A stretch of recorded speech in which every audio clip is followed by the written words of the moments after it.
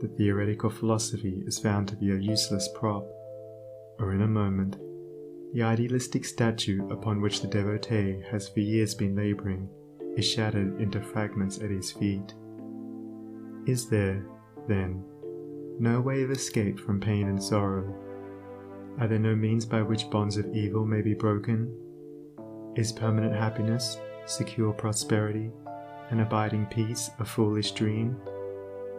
No, there is a way, and I speak it with gladness, by which evil can be slain forever. There is a process by which disease, poverty, or any adverse condition or circumstance can be put on one side, never to return. There is a method by which a permanent prosperity can be secured, free from all fear of the return of adversity, and there is a practice by which unbroken and unending peace and bliss can be partaken of and realized. And the beginning of the way which leads to this glorious realization is the acquirement of a right understanding of the nature of evil. It is not sufficient to deny or ignore evil. It must be understood. It is not enough to pray to God to remove the evil. You must find out why it is there, and what lesson it has for you. It is of no avail to fret and fume and chafe at the chains which bind you. You must know why and how you are bound.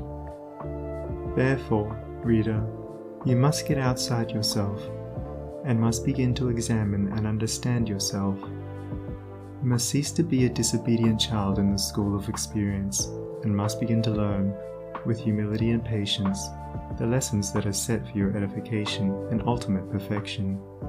For evil, when rightly understood, is found to be not an unlimited power or principle in the universe, but a passing phase of human experience, and it therefore becomes a teacher to those who are willing to learn. Evil is not an abstract something outside yourself.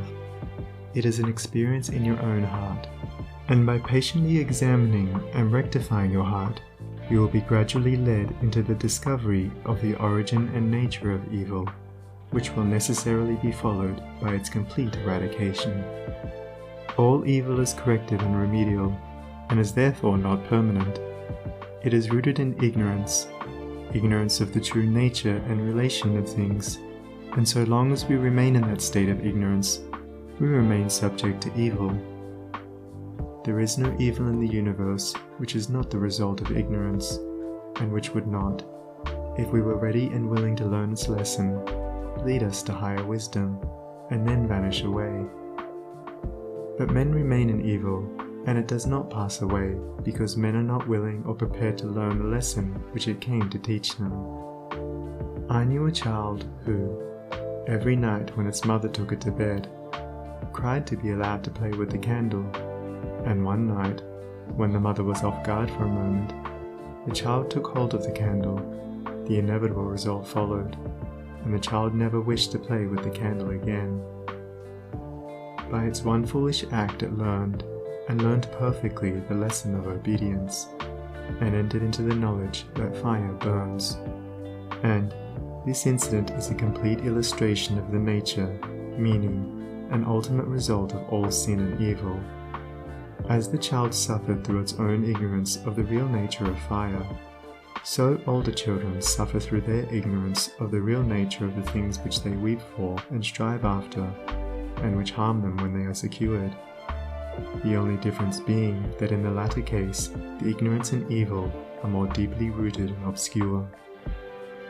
Evil has always been symbolized by darkness, and good by light, and hidden within the symbol is contained the perfect interpretation, the reality. For, just as light always floods the universe, and darkness is only a mere speck or shadow cast by a small body intercepting a few rays of the illimitable light,